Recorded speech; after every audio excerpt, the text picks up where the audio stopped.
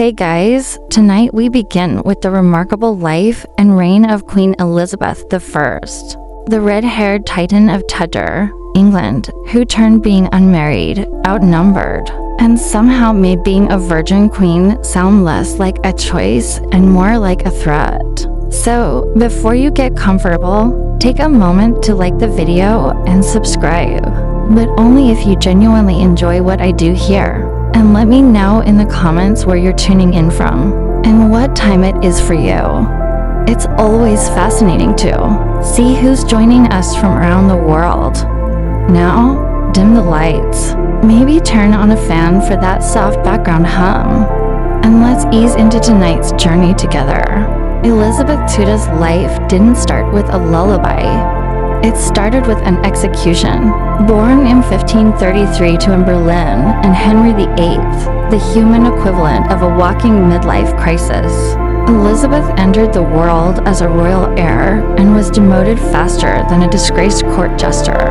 Her mother, Anne, was executed on charges of adultery, incest, and witchcraft, or as historians now call it, Henry got bored. Elizabeth was 2 when her mom lost her head, literally. And as a finishing touch, Parliament officially declared Elizabeth illegitimate. That's right. Toddler Elizabeth went from princess to political inconvenience with the stroke of a quill. It's the Tudor version of getting cancelled before you've learned to read. She was swiftly removed from court, packed off to the countryside like a bad PR campaign. Her household staff was downsized, her allowance cut, and she was politely ignored by most of the court unless they needed a reminder of how not to marry. One day, she was your grace. The next, just that red-haired kid with the beheaded mom. But here's where Elizabeth broke the mold.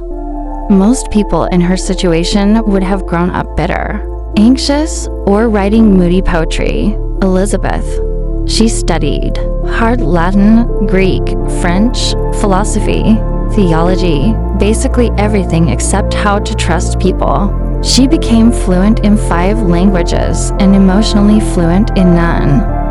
By the age of 9, she had adopted her personal motto, video, I see and say nothing, which, if you think about it, is a pretty bleak vibe for a 3rd grader. But it was smart. She was playing the long game, blending into the royal wallpaper while quietly clocking everyone who might someday need a poetic form of revenge. She watched the revolving door of Henry's wives and learned 2 things. 1, don't get attached. And 2, never rely on a man with a scepter and unresolved trauma. While others were trying to stay in the king's good graces, Elizabeth was busy developing a superpower, emotional detachment in a hostile political environment. She weaponized observation like most kids weaponized sarcasm. Being a royal child sounds glamorous, unless of course you were Elizabeth Tudor, in which case it was less glittering destiny and more medieval Hunger Games, but with extra Latin and emotional damage. After being declared illegitimate, Elizabeth was raised with just enough dignity to avoid scandal and just enough neglect to know she wasn't really wanted. Her education was top tier. She had world-class tutors in languages, classics, and philosophy. But the real curriculum, learning how to survive a royal family that made soap operas look restrained.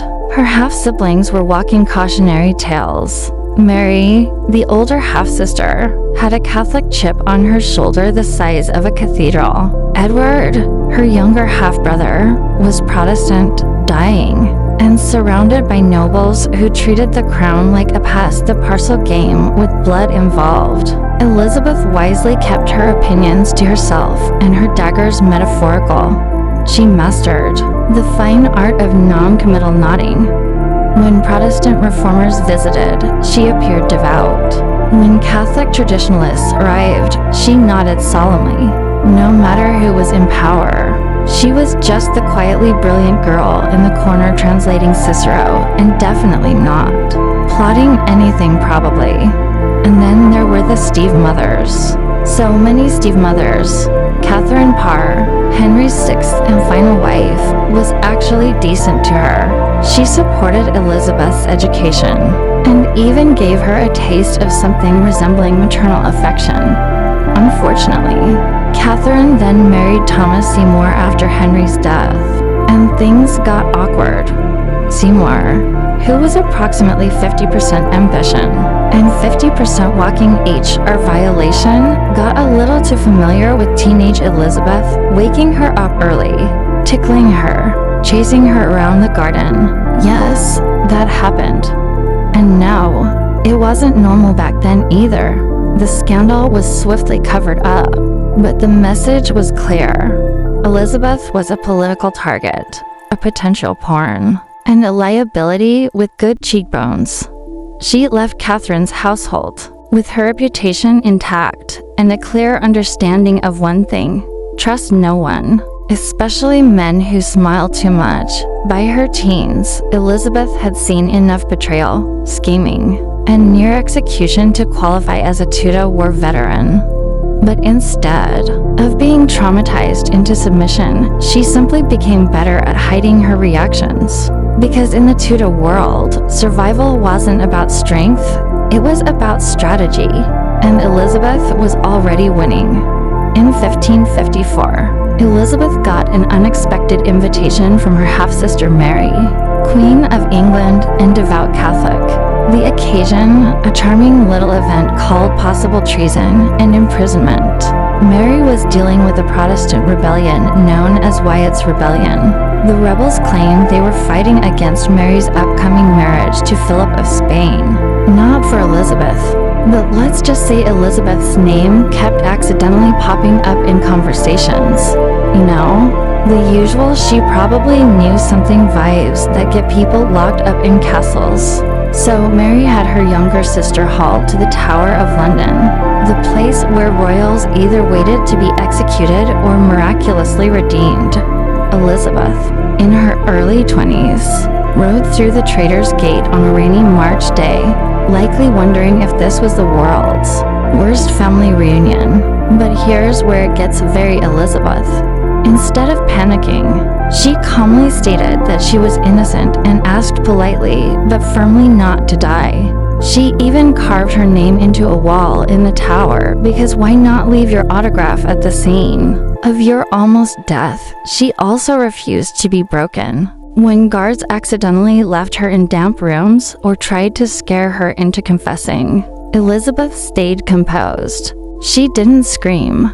She didn't sob. She didn't even dramatically faint, which frankly was expected behavior for noble women back then. Mary, to her credit, couldn't find enough evidence to execute her, which is always a nice legal threshold. So after a couple months, Elizabeth was released kind of. She was transferred to house arrest in the countryside where she was still under watch, but now with slightly better window views and fewer rats. What Elizabeth learned during this whole ordeal: trust no family member who runs a monarchy. Never. Assume innocence will save you, and always keep a change of dry clothes nearby, just in case the tower is in your weekend plans. This experience could have broken her dot. It could have turned her bitter, paranoid, or fanatically devout. Instead, she became sharper, quieter, more calculating. She walked into the tower a potential victim. She walked out a future queen with a mental checklist titled, "People who tried me will handle later." When Queen Mary died in 1558, most of Europe expected chaos. England had burned Protestants, flirted with Spain, and hovered dangerously close to civil war. The country was broke, anxious, and surrounded by enemies. Kind of like a Tudor group chat gone very wrong. And then up stepped Elizabeth. She wasn't the obvious choice. Half the court remembered her as the redhead with the tower record, and others assumed she'd be quietly removed or married off to a cousin with a country estate. But when Mary died childless, the crown didn't have many options, and Elizabeth didn't wait for an invitation. She rode into London to cheers. Cheers that sounded a lot like national relief. No more burnings. No more Spanish wedding drama. And finally, someone who could read Latin and smile without causing a rebellion. Her coronation in January 1559 was, to put it mildly, a logistical nightmare. London's streets were frozen. The route was chaotic, and the nobles weren't sure whether to treat her like a queen or a very clever political boomerang. But Elizabeth didn't care. She stood in front of the nation wearing a dress of gold and white, basically screaming, "Surprise, I lived." She made it clear from day one, this wasn't going to be a reign of apologies. She wasn't going to roll over for the Catholic Church. She wasn't going to marry just to make Spain happy. And she definitely wasn't going to let her advisors run the country while she smiled and waved. Instead, she gave the kind of speech that made old bishops shift uncomfortably in their seats. She promised justice, stability, and unity, and somehow managed to say all of that without confirming her religious allegiance, her marriage plans, or her policy ideas. It was political vagueness with a crown on top. But it worked because Elizabeth didn't need to be specific. She just needed to show that she wasn't her sister and that she could survive and thrive in a world that had tried very hard to erase her. By the end of her coronation day, one thing was crystal clear. England hadn't just gotten a new queen. It had gotten a woman who knew exactly what power looked like and had every intention of keeping it. The second Elizabeth became queen, the marriage offers came flooding in like pigeons to a bread fight. France, Spain, Sweden. Even her own courtiers all started suggesting eligible suitors, tall ones, Catholic ones with questionable beards, but very attractive territories. Because in the 16th century, a woman ruling alone wasn't just unusual, it was terrifying. A single queen. She performed the throne, eyes always watching, smile always calculated, power always in reach, but never fully shared. Her court didn't govern her. It revolved around her. Elizabeth I didn't just rule England. She dressed the part so aggressively that her wardrobe deserves its own diplomatic corps. The average noble woman wore velvet and pearls to show status. Elizabeth wore velvet and pearls to declare war on your expectations. Her gowns weren't clothes. They were political armor stitched with intent and a hint of try me. Every outfit she wore was a calculated power play. Massive ruffs, elaborate embroidery, and enough jewels to bankrupt a duke. All carefully arranged to scream one very specific message. I am the state, and I am not here for your nonsense. She turned her face into a canvas of myth. White lead makeup gave her a ghostly, almost divine appearance.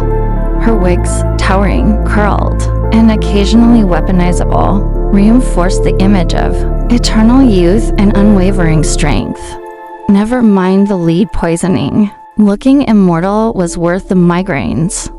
Elizabeth used fashion as a psychological weapon. When she wore white, it wasn't innocence, it was invincibility. When she wore black, it wasn't mourning, it was menace. Her colors, fabrics, and jewels were selected not for beauty, but for effect. She walked into every room like she owned not just the palace, but the air inside it. And here's the fun part. No one else was allowed to copy her look, literally. She passed some years from wearing certain fabrics or colors. The message was clear. You may dress up, but you will never dress like me. Even portraits were tightly controlled. You couldn't just paint the queen mid-blink or mid-frown. She had an official mask of youth. A face template painters were required to follow so that she always looked like she hadn't aged a day since 1563, Photoshop Elizabethan edition. But beneath the silks and sequins was cold calculation. Elizabeth understood that image is power. If she looked invincible, People would think twice before challenging her. If she looked otherworldly, people might just forget. She was technically a mortal woman navigating a very real, very male world. Elizabeth, I didn't just rule a kingdom. She micromanaged it like a CEO with trust issues and a suspicious amount of free time. While most monarchs delegated tasks like foreign policy, religious reform, and not plunging the realm into bankruptcy, Elizabeth preferred the hands-on approach. Letters passed through her hands. Speeches were edited personally. Military campaigns. She weighed in. Portraits approved or destroyed. Even the font size of official proclamations probably had to pass the "does this make me look weak?"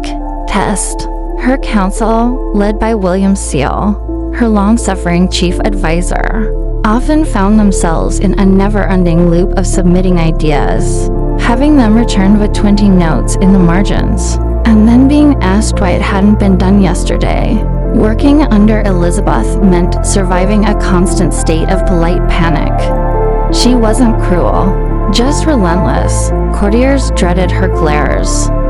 Ambassadors sweated through every sentence. Even Parliament treaded carefully. She once refused to give them an answer on marriage for 25 years. That's not a queen.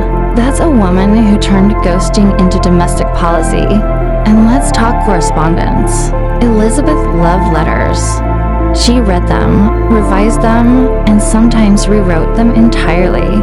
If a diplomat sent something to weak, she'd tear it up. To bold, she'd tear them up. She understood the power of words, and she made sure hers hit harder than a cavalry charge. She also ran a tight information ship, intelligence gathering under. Elizabeth was no joke. Francis Walsingham, her spy master, created a proto-MI6 that sniffed out threats, intercepted letters, and cracked codes with terrifying efficiency.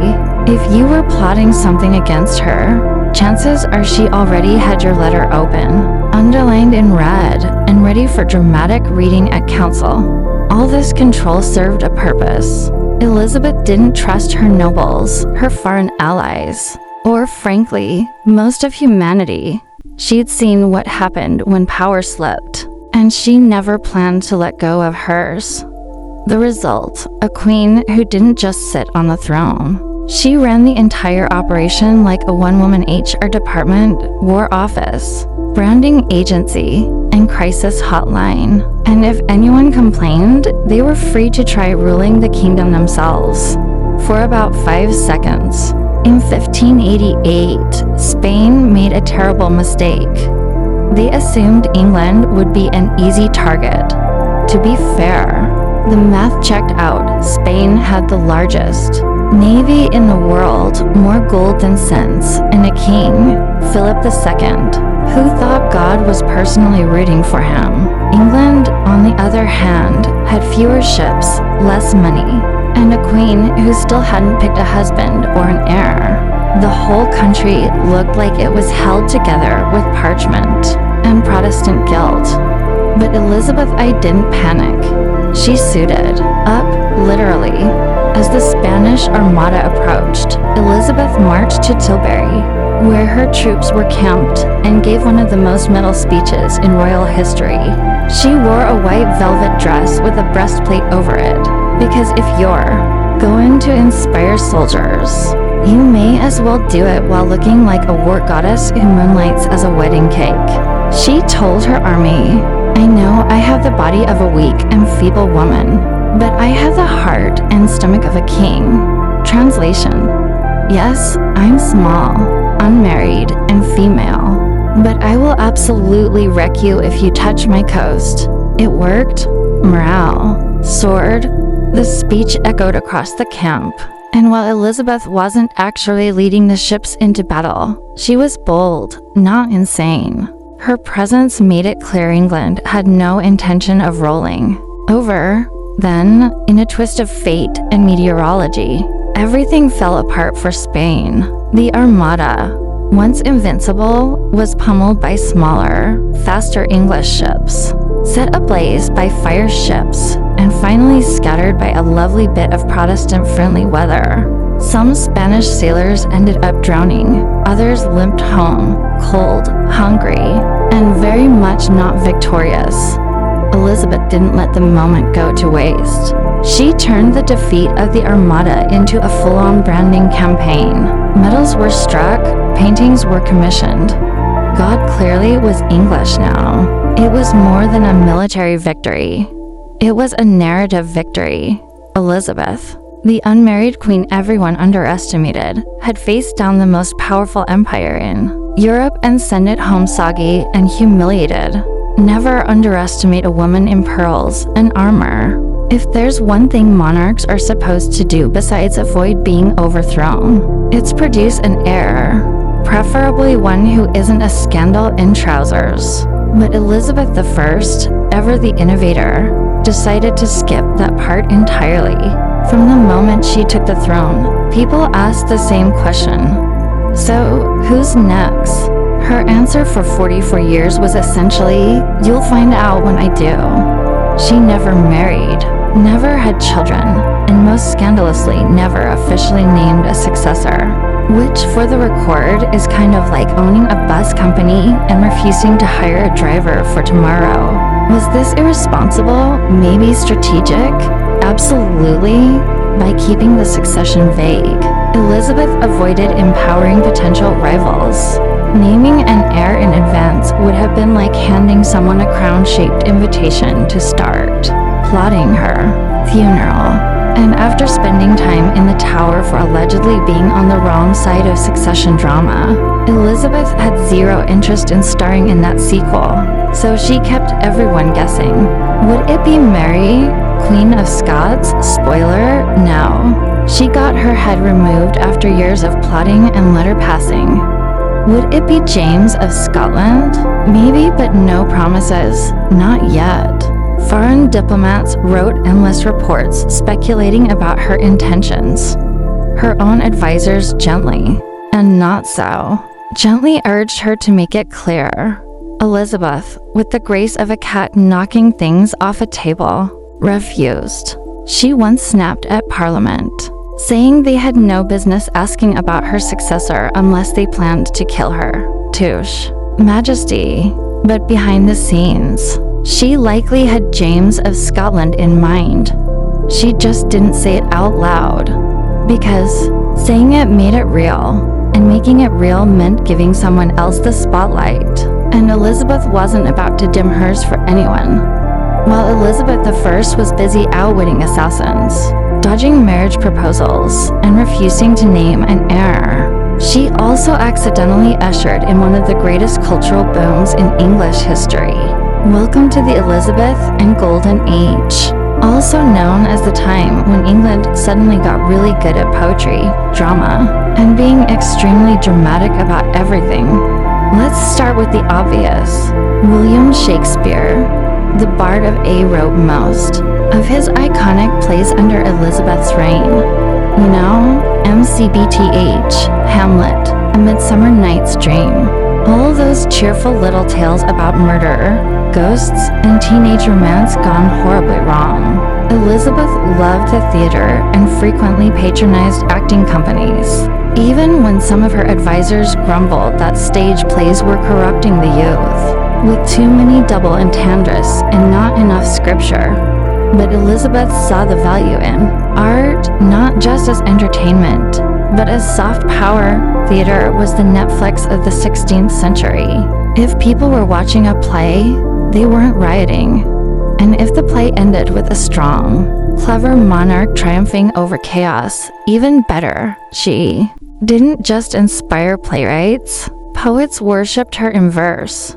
Petrarchists immortalized her as an ageless goddess. Explorers named entire colonies after her. England under Elizabeth suddenly believed it was the center of the universe, and Elizabeth was very much okay with that. Even science and navigation got a glow up. While she wasn't launching ships herself, she supported the men who did. People like Sir Walter Raleigh and Sir Francis Drake, who returned from voyages with maps. Far from it. If anything, it was like watching The Bachelor, except the stakes were national stability and the lead had absolute power. Enter Robert Dudley. Dudley was tall, handsome, ambitious, and alarmingly close to the Queen, emotionally, politically, and sometimes physically, depending on who was gossiping that week. Their relationship fueled endless speculation. Were they in love? Were they lovers? Was it all one long Elizabeth and flirt designed to make Europe lose its mind? Elizabeth never gave a clear answer, and that was the point. She paraded Dudley through court in fancy titles and generous land grants. She kept him near, but never too near. When rumors of an affair got out of hand, she denied everything with regal grace and just enough sass to keep everyone guessing. Even when Dudley's wife died under suspicious circumstances, possibly fallen downstairs, possibly pushed by history itself, Elizabeth did not distance herself. She just didn't marry him either. Smart move. A marriage to Dudley would have been political suicide. He was noble, but not royal. Scandal clung to him like lace on a doublet, and the mere idea of the Queen choosing love over diplomacy made foreign ambassadors break out in medieval hives. But Elizabeth didn't just manage Dudley. She weaponized courtly love.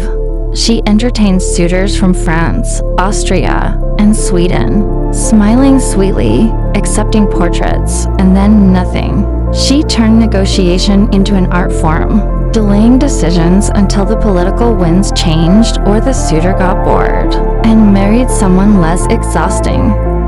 By remaining single and available, Elizabeth played every side. If Spain needed placating, she flirted with a Habsburg.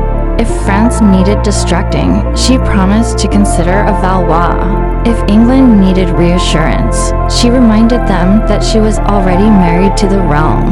Very poetic, very convenient. Her love life wasn't a soap opera. It was a performance, a slow, deliberate dance designed to keep enemies confused, allies hopeful, and everyone too busy speculating to notice how completely in control she was. By the late 1590s, Elizabeth I was no longer the bright-eyed redhead, dazzling suitors, and terrifying ambassadors. She was now in her 60s, a remarkable feat, in a century when most people considered 40 to be pushing it. Her hair was wigs, her teeth were mostly theoretical, and her temper was legendary. But make no mistake, she was still the Queen and very much in charge. Old age didn't mellow Elizabeth, it sharpened her. Courtiers walked on eggshells. Ambassadors developed spontaneous nosebleeds rather than deliver bad news. She was known to throw things during council meetings. Gloves, shoes, devastating insults, depending on her mood and how brave you were. Her inner circle thinned. Many of her closest allies had died or retired, and replacements never quite measured up. She grew increasingly suspicious, increasingly isolated, and increasingly fond of reminding everyone who actually ran the kingdom. She also got more theatrical. Her gowns became heavier, her makeup thicker, her persona more myth than monarch. She was no longer trying to be relatable. She was a living relic, England's Gloriana, mother of the nation, and quite possibly immortal. And yet, despite the decay and the drama, she never stopped ruling.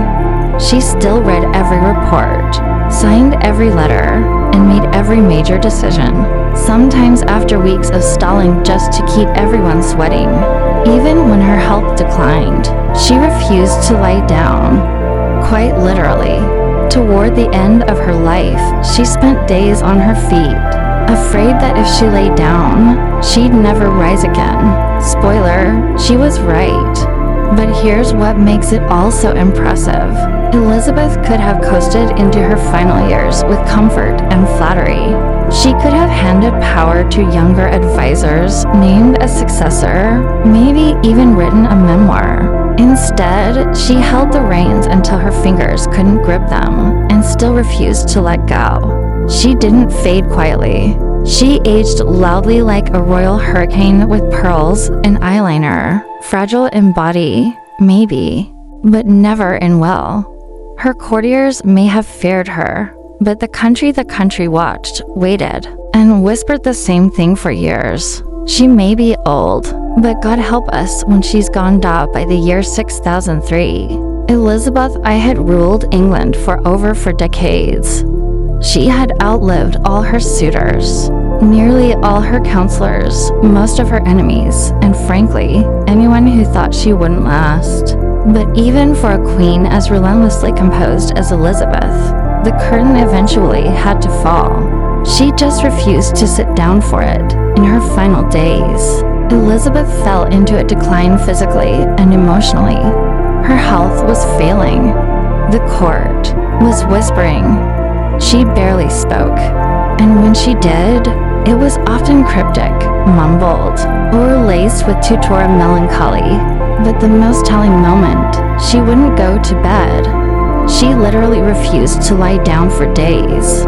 She stood or sat in a chair, dressed, alert, and determined. Servants pleaded. Physicians begged. Her ladies in waiting wept. But Elizabeth, queen of self-control, icon of public image, believed that if she laid down, death would take her. Spoiler, it did anyway, but only after she made it wait. Eventually, her exhaustion overcame even her famously stubborn will, and she was carried to her bed at Richmond Palace. There, surrounded by flickering candles, anxious courtiers, and the dying embers of a truly ridiculous reign, Elizabeth I finally passed. No grand death speech, no royal decree carved in stone. Just the quiet end of a woman who had ruled alone, ruled fiercely, and never let anyone see her vulnerable, not even at the end. And yet, even as she faded, she managed one final political maneuver. Though she had refused for years to name a successor, when pressed one last time, she reportedly gestured toward James of Scotland. Not exactly a dramatic endorsement, but in Elizabeth and politics, a subtle nod might as well have been fireworks and a press release. And so, with that quiet motion, the Tudor dynasty ended and the story art line began. But Elizabeth didn't go out like a fallen monarch. She went out like a statue, finally stepping off its pedestal. She died as she lived, alone, unbent, and entirely on her own terms. Because for Elizabeth, surrender, even to something as inevitable as death, was never really part of the plan. Elizabeth I didn't just leave behind a throne. She left behind a blueprint for how to be unforgettable. She had no husband, no heir, no dynasty to extend her bloodline. What she had was an idea that a woman could rule not just competently, but brilliantly. That she could dominate politics, diplomacy, fashion, culture, and war, all while being underestimated by literally everyone who met her. Her reign lasted 44 years. In that time, she transformed England from a chaotic, detritus religiously, divided mess into a confident, culturally explosive, internationally feared power. All this while ducking assassinations, religious wars, and centuries of patriarchal expectations that screamed, "Please marry a man and behave." She refused and thrived. Her legacy isn't just the Elizabeth and Golden Age or the defeat of the Spanish Armada. It's the image she cultivated and controlled so precisely that it lasted for centuries. She became a living myth, Gloriana, the Virgin Queen, Astrea, half goddess, half monarch, fully in charge. Even after death, she controlled the narrative. Her portraits were mass-produced, her speeches quoted like scripture, and her carefully edited persona became the national symbol of an entire era. And while later historians would try to pick her apart, her temper, her indecision, her vanity, None could deny the scope of what she accomplished alone in a world built to deny her everything. She wasn't perfect. She could be manipulative, ruthless, and emotionally distant. She clung to power long past her prime, alienated allies, and kept the country in suspense for decades. But those flaws, they were part of the machinery. The myth didn't work without the woman behind it grinding the gears. And let's not forget, she did it all without a king, without an heir, and without ever backing down. So, what is Elizabeth's true legacy? It's not just a time period named after her. It's not just Shakespeare, sea captains, or glorious portraits with enough pearls to sink a small boat. It's this. She rewrote the rules and dared everyone else to catch up. And centuries later, we're still talking about her, still debating her, still impressed because queens come and go. But there was only one Elizabeth I. Out of the endless wind-cowered grasslands of Mongolia, where yurts dotted the horizon and horses outnumbered people, something strange began to rise. A city, not just any city, a capital, and not just any capital. The center of the largest land empire in human history. You'd think Genghis Khan, founder of this empire, would have had no time for palaces. After all, his whole life was one long camping trip powered by conquest. Why settle down when your idea of fun was galloping into China, Persia, or Russia and taking whatever you wanted? But even conquerors get mail. Even world-ruling warlords need a place to store the loot. And so somewhere between world domination and dinner, Genghis Khan picked a spot in the Oron Valley. It was sacred land, once home to ancient Turk and Ware capitals, and it had everything a Mongol needed. Open pastures, flowing rivers, and space to build something worthy of an empire. Now, let's be clear. Genghis didn't build much. He was a man of motion, not masonry, but he did mark the place. A few foundations, a temple here, a market there, enough to plant the seed. And when his son Ogedei inherited the throne, that seed exploded into something no one saw coming.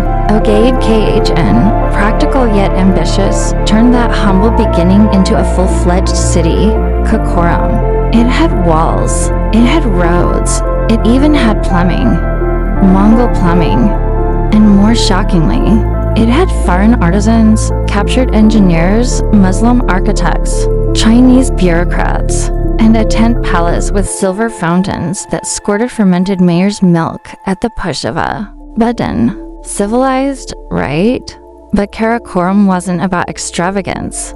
It was a power move, a message. We may sleep in felt tents, but we rule the world. Here, emissaries from Baghdad and Paris bode in the same palace. Here, silk met steel, camels met crusaders, and the steppe met the city. The Mongols, once thought too wild to build, were now city planners. And Karakoram wasn't just a capital. It was a contradiction in brick and bone. A place that shouldn't exist but did right in the heart of the wild. If Genghis Khan was the fire that consumed the world, Ogedei Khan was the one who sat down afterward and asked, "All right, now what do we do with all this?" Inheriting a super-sized empire that stretched from Korea to the Caspian Sea, Ogedei had the difficult task of civilizing the chaos.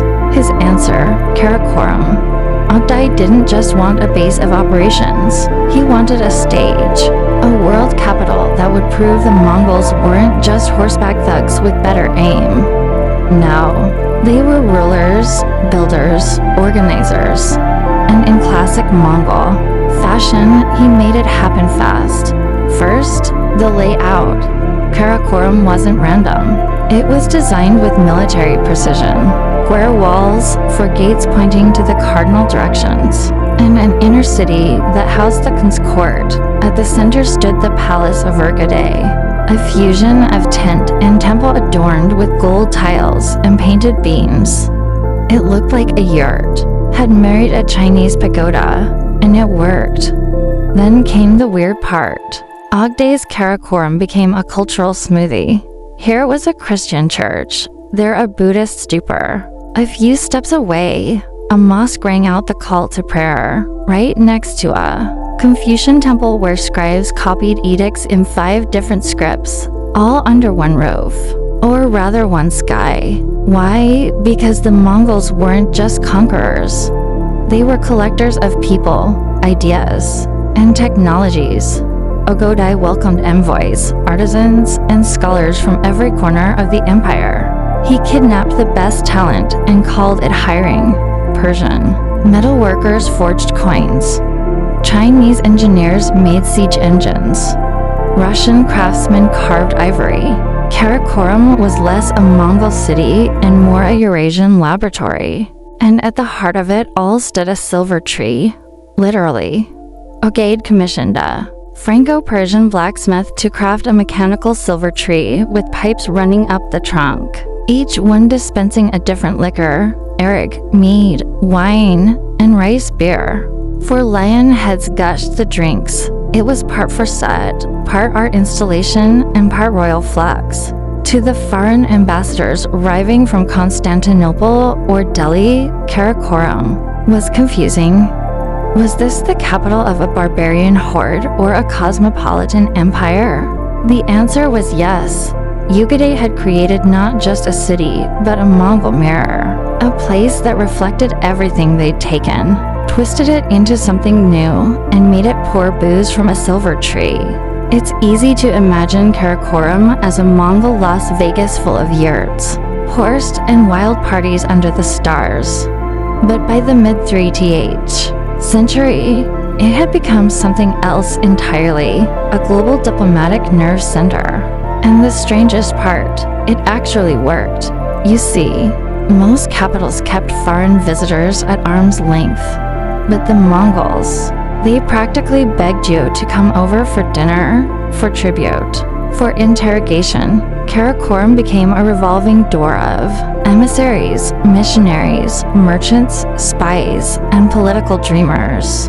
It was the kind of place where a Persian envoy could chat with a Russian fur trader, and a Franciscan friar while waiting for an audience with the great Canal over cups of fermented mare's milk.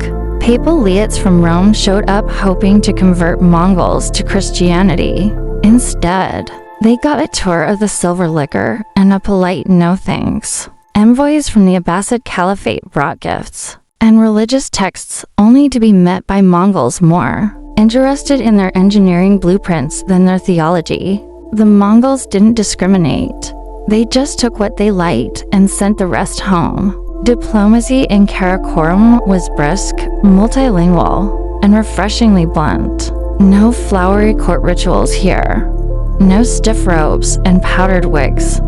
Visitors were expected to bow low, offer gifts, and not whine too much about the smell. In return, they might get gold, horses, or a letter from the cage and promising peace or war, depending on his mood. The Mongol postal system made this all possible. Imagine express mail powered by horses and yurts. A vast relay network of mounted couriers stretching across Asia. Messages could travel faster from Beijing to Karakoram than a medieval French king could get from Paris to Lyon. It gave the Mongol court near-instant intelligence and a steady stream of foreign visitors. And yes, Karakoram's scribes recorded everything. The city's administration was a bureaucratic Frankenstein. Scribes fluent in Uyghur, Chinese, Persian, and Syriac all sat in the same room writing the same decree in 4 different scripts. It wasn't elegant, but it worked. Karakoram wasn't just a city of tents and temples. It was a foreign ministry and a saddlebag. The Mongols didn't just conquer the world. They invited it over, handed it a cup of fermented milk, and asked what it had to offer. If you stumbled into Karakoram expecting dust and dung, you were in for a surprise and possibly a business opportunity. Because while other cities lived off their hinterlands, Karakoram fed on the world. This wasn't just a Mongol capital. It was a trading hub stitched together by force, fear, and fermented camel milk under Yugei and his successors. The Mongol Empire did something no one else had managed in centuries. They reopened the Silk Roads and made them safe. Bandits, corrupt toll collectors, rogue warlords. Not under the Khan's watch. You could travel from Korea to Hungary without losing your caravan, your fingers, or your camels. Sure, you might get taxed, but you wouldn't get robbed. At least not by anyone who wasn't wearing a Mongol uniform. And Karakoram was where all that movement led. Traders arrived in waves.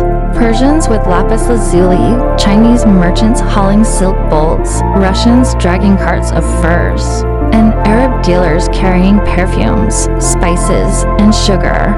Even European merchants, those few brave or foolish enough, found their way here, looking to score deals on exotic goods, or maybe just rubberneck at the capital of the apocalypse. The market was as diverse as the empire. Silk from the south, weapons from the west, ivory carvings from India, scrolls from China, and horses, always horses, from the Mongols themselves. One Italian visitor claimed you could buy a Tibetan prayer wheel, a Baghdad saddle, and a Siberian falcon, all at the same stall. But Karakoram didn't run on free market magic. It was also powered by tribute, the polite word for hand it over or we burn your village. Vassal states sent elephants, tigers, scholars, and sometimes princesses to the Khan's court. These gifts weren't just loot. They were messages. We see your authority, and we really want to stay alive. The tribute wasn't wasted. Karakoram became a laboratory of luxury. Foreign artisans crafted Mongol-style porcelain. Goldsmiths engraved King Haskin's face on everything from goblets to belt buckles. Even the city's sewer system was designed by a captured engineer from Samarkand. Efficiency through conquest. For the Mongols, trade was just conquest's quieter cousin. And Karakoram, it was the tent where both came home to roost. A city where wealth flowed in faster than you could count it, assuming you knew how to count. Imagine walking through Karakoram and hearing a church bell, a Muin's call to prayer, the rhythmic chanting of Tibetan monks, and the crackle of a shaman's bonfire, all before breakfast. Welcome to the Mongol Empire's spiritual buffet. Most empires picked a religion and forced everyone to smile and nod. Not the Mongols. King Haskin didn't care what gods you worshipped, as long as you didn't interfere with his taxes or military drafts. That attitude carried into Karakoram, where the only real rule was don't be boring and don't try to. Convert the Ogade city became a holy anomaly. A Buddhist stupa sat peacefully beside a Notorian Christian church. A mosque echoed the verses of the Quran while Confucian scholars debated ethics in the next courtyard. Even shamans had their. But once, in the middle of nowhere, Karakoram had been everywhere. A city built by nomads. A contradiction that worked until the empire that birthed it fractured beyond repair. For centuries, Karakoram disappeared like a mirage. A city that once hosted emperors and emissaries, now reduced to dust, rumor, and half-forgotten trevalics. Western scholars dismissed it as Mongol propaganda. Others doubted it ever existed in the first place. But then the ground began to speak. It started in the late 19th century when Russian explorers and German archaeologists went poking around the Oron Valley with shovels and overconfidence. What they found shocked even the skeptics. Buried city walls, Chinese roof tiles, Persian style, bricks, Buddhist artifacts, Islamic coins, Christian crosses, and yes, plumbing. Mongol plumbing. Vindication in the form of ancient drainage systems. The ruins told a clear story. This wasn't just a myth, it was a metropolis. One that housed not only tents and warriors, but glass makers, scribes, priests, and engineers. The Lay outmatched descriptions from medieval travelers like William of Rebecca, the Flemish friar who had visited Karakorum in 1254 and documented the city with astonishing detail, right down to the mechanical silver tree. By the 20th century, Mongolian and international archaeologists joined forces. In the 1940s, a Buddhist temple was uncovered on the city's outskirts. In the 1990s, the German-Mongolian Karakorum expedition unearthed more artisan quarters, kilns, bronze molds, and even inscriptions naming. Each shovel of dirt reaffirmed that the Mongols hadn't just burned things, they built too. But perhaps the greatest rediscovery was psychological. The Mongols were finally being seen as more than horseback savages. Karakorum became Exhibit A. In the trial against Western bias, a city where East met West, where nomads made bureaucracy work, and where tolerance, however utilitarian, was enshrined in brick. Modern Mongolia has since reclaimed Karakorum's legacy. Nearby Karoran, a modest town, now hosts a museum with relics from the old capital. The area has become a pilgrimage site for historians, tourists, and proud Mongols alike. And yet, Karakorum remains elusive. Most of it still lies buried, its former grandeur hidden beneath grass, stone, and centuries of silence. No standing walls, no rebuilt palace, just wind, sky, and the bones of an empire. But when you stand on that ancient ground and close your eyes, you can almost hear it. The clink of coins, the murmur of a dozen languages, and the gurgling of liquor from a silver tree long gone. Karakorum didn't endure in marble or mosaics, but its legacy did. You won't find towering minarets or glistening domes like Baghdad or orderly Roman aqueducts or Persian boulevards. But what Karakorum left behind is something more elusive. Proof that an empire of tents could give rise to a capital of ideas. To the Mongols, the very concept of a fixed capital was radical. They were a people born to the saddle, not the stone. Their gods rode the wind, not the chimneys. Yet, Karakorum proved that mobility didn't mean primitiveness. It was the contradiction that worked, at least for a while. It showed the world a new model of imperial power, decentralized, multilingual, tolerant when convenient, and terrifyingly efficient. Karakorum wasn't just where maps were redrawn. It was where East and West first truly collided. Sometimes literally, sometimes diplomatically. Ideas flowed in both directions, carried not by priests or philosophers, but by Mongol dispatch riders with dust in their teeth and edicts in their saddle bags. The legacy also lived on in cities that replaced it.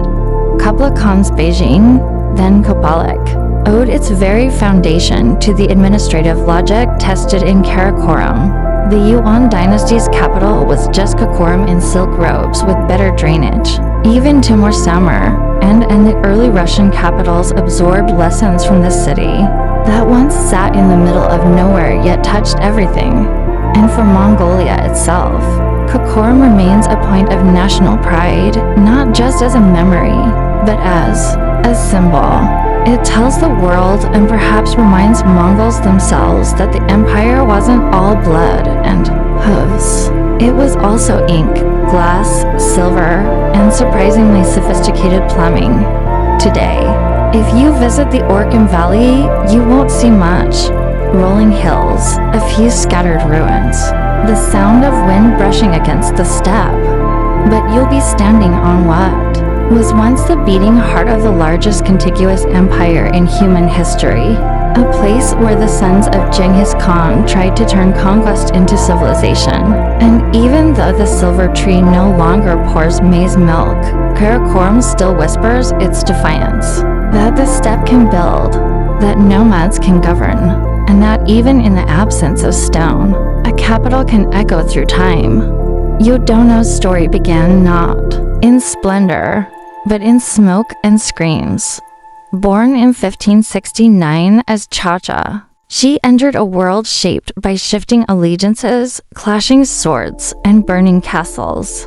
Her father, Ieyasu Nagamasa, was a daimyo in the service of the mighty Oda Nobunaga until he wasn't. When Nagamasa dared to oppose his brother-in-law, Nobunaga, it didn't end in a sternly worded letter. It ended in siege, betrayal, and ritual suicide. Cha-Cha was just a toddler when her father perished and her clan collapsed into ash. Her mother, the famed Lady Oichi, became the spoil of politics, taken as a concubine by Shaba Takatsu, another general in the swirling typhoon of the Sangoku period. Oichi raised Cha-Cha and her two sisters in a household teetering on the edge of survival. The chaos followed them like a bloodhound. When Shibata rebelled against Nobunaga's successor, Toyotomi Hideyoshi, yet another castle burned. Oichi died in the flames. Cha-Cha again survived. By age 10, she had already escaped to sieges, buried both parents, and watched the men around her stab each other for control of Japan. Trauma certainly, but also training. Because Cha-Cha didn't break, she adapted. She was taken in by Hideyoshi himself, who saw potential beyond her noble bloodline. She was beautiful, yes, but more importantly, she was politically useful, and Cha-Cha, still not yet Yodono, understood exactly what game she was now playing. A game of survival, subtlety, and influence. In a world ruled by men, she would learn to bend power with silence and smiles. Japan, at the time, was not kind to women with ambition, but it had no rule book for women like Cha-Cha, who could lose everything and come back stronger. Her bloodline still carried weight. Her beauty caught eyes, and Hideyoshi, rising fast toward the unification of Japan, took notice. She became his concubine, not out of love, but strategy. He had no heir, she could give him one. But make no mistake, this was no passive consort. Cha-Cha was watching, learning, and calculating. She had lived through fire and betrayal. Now, inside the golden halls of Hideyoshi's growing empire, she was ready to rise. She wouldn't be Cha-Cha much longer. The world would soon call her Yodono. When Cha-Cha became the concubine of Toyotomi Hideyoshi, it wasn't some romantic fairy tale. It was a political move, one of the most significant in a country still healing from centuries of civil war. Hideyoshi, a peasant turned general turned ruler, had unified most of Japan through sheer ambition and ruthless brilliance. But there was one thing missing, a legitimate heir. Enter Cha-Cha. She was young, beautiful, and perhaps more importantly, noble. Her Azai bloodline gave her prestige, a link to the old aristocracy that Hideyoshi, for all his titles and castles, could never claim for himself. By taking Cha-Cha as his concubine, he wasn't just adding another woman to his household. He was cementing his connection to the ruling class he once served. In 1589, Cha-Cha gave birth to a son, Hideyori, the long-awaited heir. With that, everything changed. Cha-Cha was elevated in status, given the formal title Yodo Dono, meaning Lady of. Yodo, it was more than ceremonial. She now wielded influence within the court, and her son's birth positioned her as the mother of Japan's future. Other wives and concubines, especially Hideyoshi's legal wife, Nin, were sidelined. Yodono had done what none of them could: secure the Toyotomi legacy. And Hideyoshi, he doted on her. He built her a lavish palace. He gave her land. He listened when she spoke. This was no ordinary consort relationship. Yodono wasn't just a womb. She was a whisper behind the screen, a player in court politics. But behind the scenes, the cracks were already forming. Hideyoshi was aging, erratic, and increasingly obsessed with legacy. He launched two disastrous invasions of Korea, driven by delusions of grandeur. Yodayono watched as resources were drained and the political atmosphere grew tense. She knew what others didn't dare say out loud. Without Hidoshi, the Toyotomi clan was vulnerable. Her son was still a child. The vassals were loyal now, but only out of fear or ambition. She had lived through regime changes before. She knew how quickly loyalty could turn into rebellion, so she prepared. Yodayono wasn't just a mother now. She was a queen maker, a protector. The iron wool beneath the silken kimono. And when Hideyoshi eventually died, she didn't shrink back into the shadows. She stepped forward. When Toyotomi Hideyoshi died in 1598, his death left a vacuum no one could ignore. His son, Hidori, was only 5 years old. The Toyotomi clan, once the unchallenged authority in Japan, was now adrift in dangerous waters. And standing at the helm was Yodo Dono, widow, mother, regent, power broker. She wasn't officially named ruler, of course.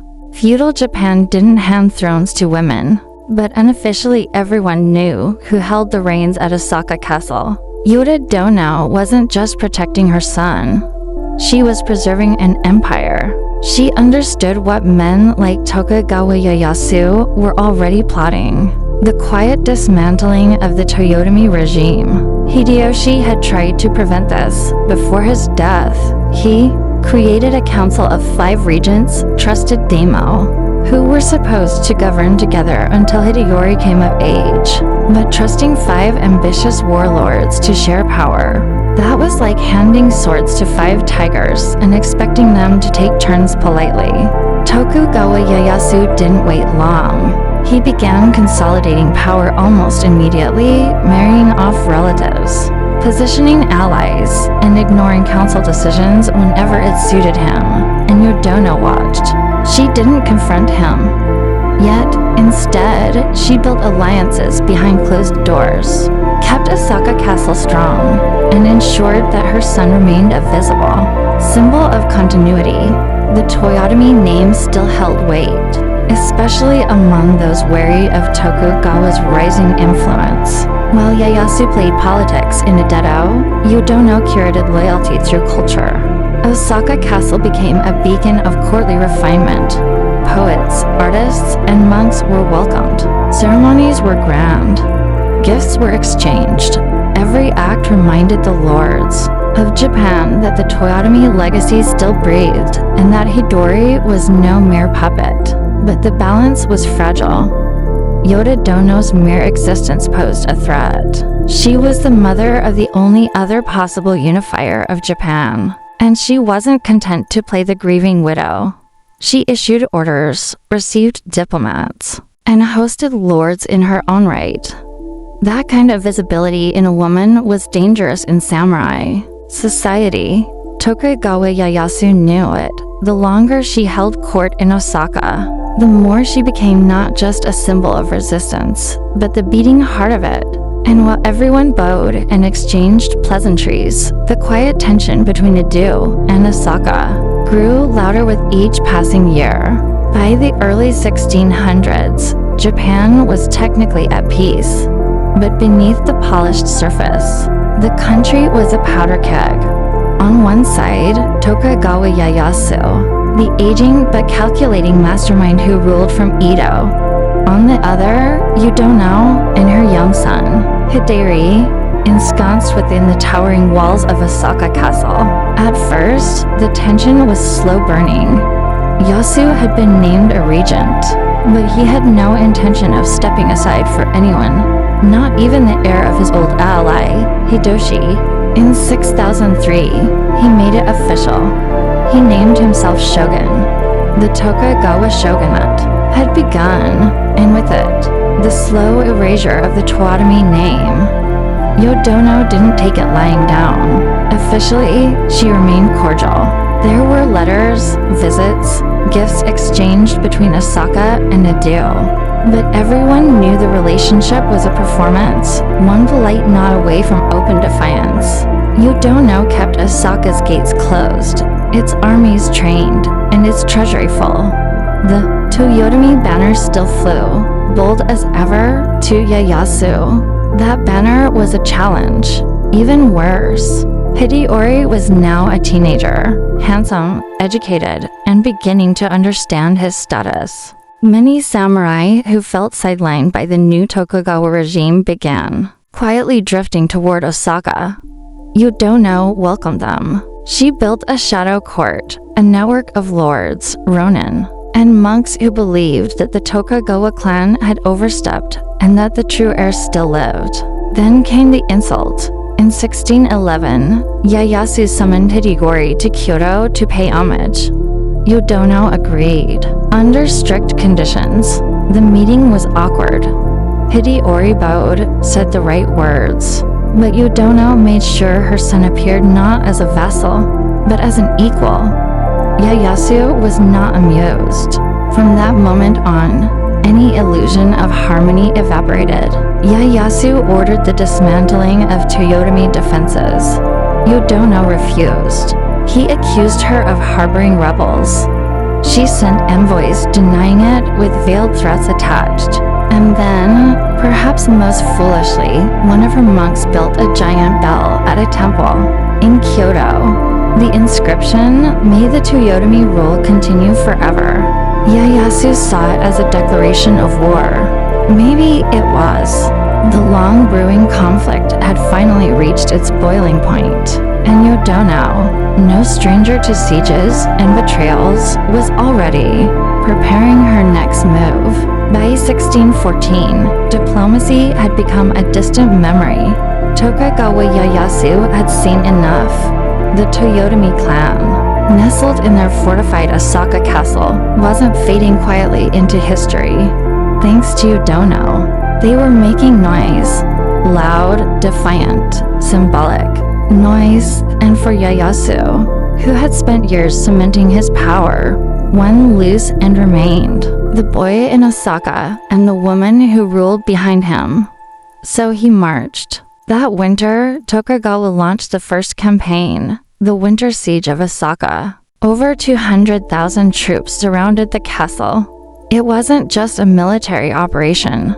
It was a message. Submit or be crushed. Most expected Osaka to fall quickly. After all, it was one city. The Tokugawa army was the largest Japan had ever seen. But they underestimated Yudono. From within the massive stone walls of Osaka Castle, she took command. She consulted generals, reviewed reports, and made strategic decisions with the calm of someone who had spent her entire life outliving enemies. This wasn't new to her. It was the final test, and she passed it. Her son, Hideyori, now a young man, took the field in ceremonial armor, boosting morale. But everyone knew who was really steering the ship. Yudono oversaw defenses, reassured allies, and most importantly, kept the people of Osaka united. Under her leadership, the castle held firm. The Tokugawa army launched wave after wave of assaults. They shelled the castle with imported European cannons, undermined the mows, and tried to starve the defenders out. But Osaka's walls, rebuilt thicker under Yodadono's watch, held. The Toyotomi garrison fought like cornered lions. After months of frustration, Ieyasu sued for peace. Or rather, he offered a trap. The deal? He'd stop the siege if the outer defenses of Osaka Castle were dismantled. Yudono, under pressure and exhausted by bloodshed, agreed. The walls were torn down, the mows were drained, and Osaka Castle was left vulnerable. It was a devastating mistake. Some say Yudono never trusted Ieyasu's offer. Others believe she was forced into it by pro-peace factions. At court, whatever the reason, the damage was done. The winter siege had ended, but the war was far from over. Yudono knew what was coming next, and this time, there would be no negotiations.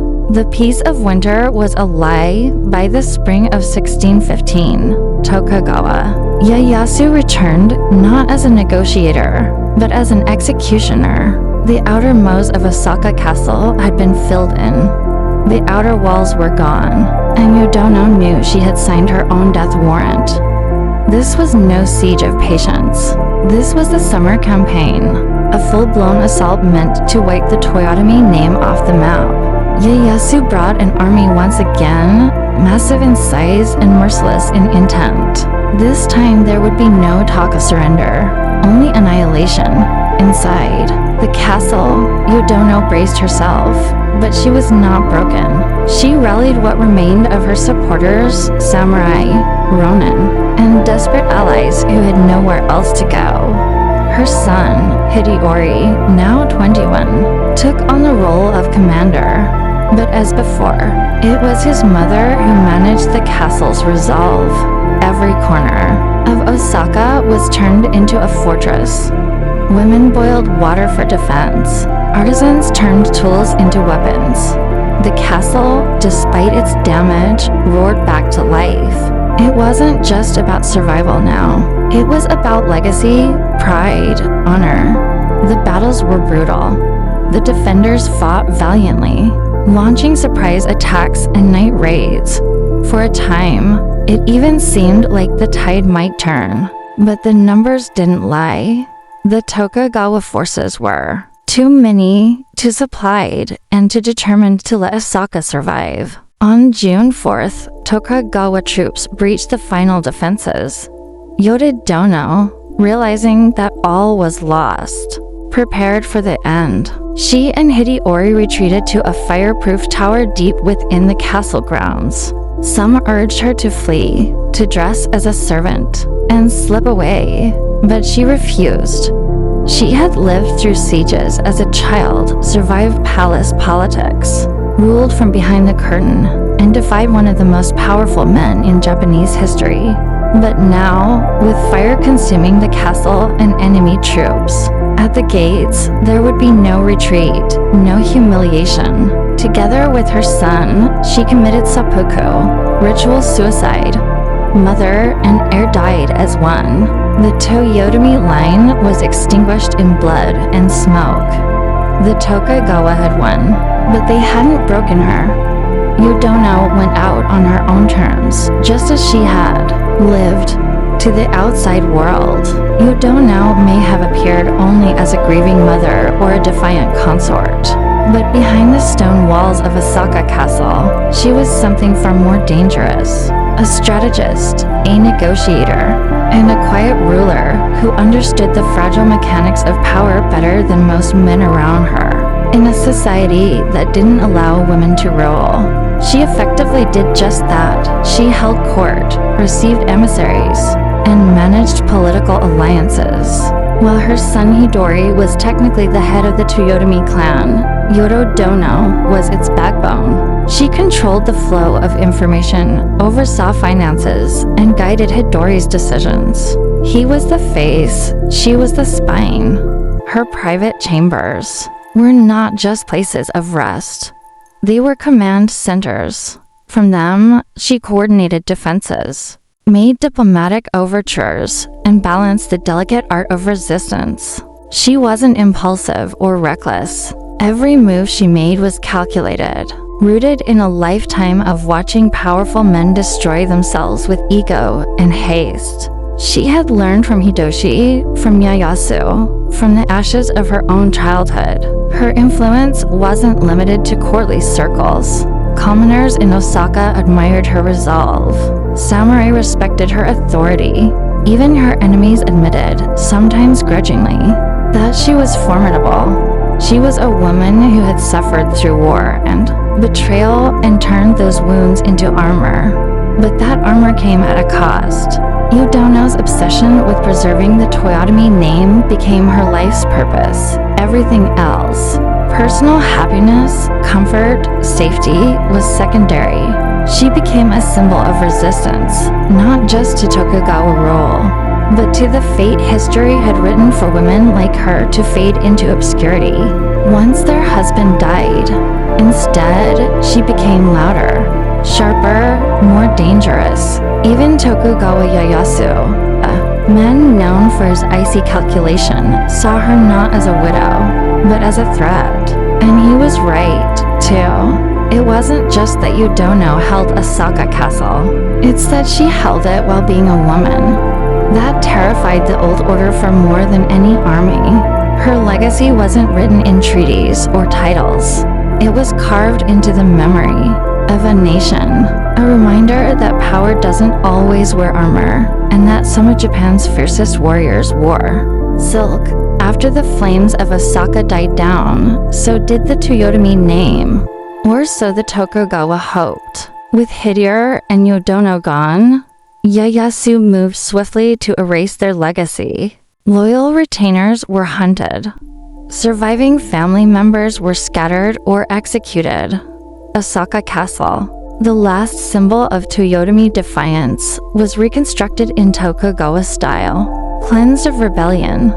But try as he might, Tokugawa Ieyasu could not erase Yudono. Whispers of her legacy persisted.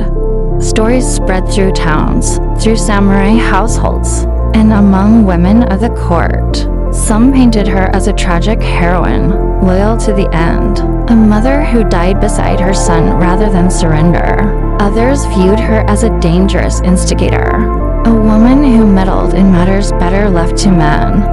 But all agreed on one thing: she had been a force to reckon with. Even centuries later, Yudono's story still divides historians.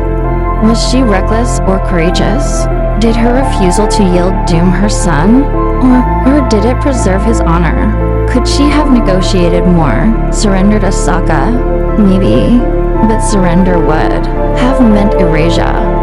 And Yudono wasn't built for fading quietly into the background. In some folk tales, she becomes almost ghost-like, haunting Asaka Castle, waiting for vengeance. In kabuki plays and novels, she is portrayed as proud and beautiful, often tragic, always complex. Over time, she became more than historical figure. She became legend. And perhaps that's fitting because Yudono lived in a world that was never built to hold her. She was born into a family destroyed by ambition. She survived to sieges before adolescence. She navigated palace politics, gave birth to an heir, then ruled from the shadows for over a decade, all while men underestimated her or tried to control her. She failed in the end, but she failed loudly, publicly, on her own terms, and in doing so, she ensured that no one could forget the name Toyotomi or the woman who fought to protect it. Today, her legacy survives in ruins and drama. A portrait in a museum, a statue near Osaka, a name etched into textbooks and plays. But the real Yudono, she lives in the defiance she inspired in every woman who saw her and thought, why not me? History isn't always written by the victors. Sometimes it's whispered by the survivors. And while the Tokugawa shogunate won the war, it couldn't silence the woman who dared to defy them. Yudono's story refused to stay buried. For centuries, her legacy has walked a razor's edge between reverence and revision. Tokugawa-era chronicles often painted her as manipulative, proud, and dangerous. Everything a proper woman of the time was not supposed to be convenient, isn't it? After all, it was easier to blame a woman for the downfall of a clan than admit the shogunate feared her. But in modern Japan, the view has shifted. Yudono is now remembered as one of the few women in samurai history who actively shaped the political landscape, not from behind a curtain, but from the heart of the battlefield. She wasn't born into power. She wasn't married into it. She took it and held it for as long as the world allowed. And even as Asaka Castle fell, she never begged, never betrayed, never bowed. Today she stands as a symbol of maternal strength, political acumen, and wartime courage. Museums in Osaka honor her story. Academics revisit her letters, her choices, her influence, and in every retelling, whether in textbooks, dramas, or anime, she remains captivating, complicated, and unapologetically bold. She's remembered alongside other powerful women of Japanese history like Hojo Masako, the nun shogun, and Empress Jido. But Yodono's legacy is unique. She was not royalty. She had no legal title, and yet, she held more sway than most women or men of her time. Her name still echoes in popular culture. She appears in stage plays, period dramas, and even strategy games. But behind the dramatization lies a simple truth. She was a mother who became a general, a widow who became a leader, and a woman who faced an empire with nothing but her will. Yodono's story is not just about resistance. It's about presence. She did not wait for power to be handed to her. She seized it. She wielded it. And when the walls closed in, she stood tall. In the end, Yodona wasn't just the last defender of Osaka Castle. She was the last flame of the Toyotomi legacy. And she burned brilliantly in the eyes of the warlords of Sengoku, Japan. Oda Nobunaga was a joke. Born in 1534 to a minor daimyo in Awari province, young Nobunaga was dismissed as erratic and unco. He wore eccentric clothing mixed with peasants and was known to dance through the streets, sword at his hip and fruit in hand, at his father's funeral. While other lords mourned in black, Nobunaga arrived in casual garb, tossed incense at the altar, and stormed off. That performance earned him a title he'd never shake, the Fool of Ari. But here's the thing.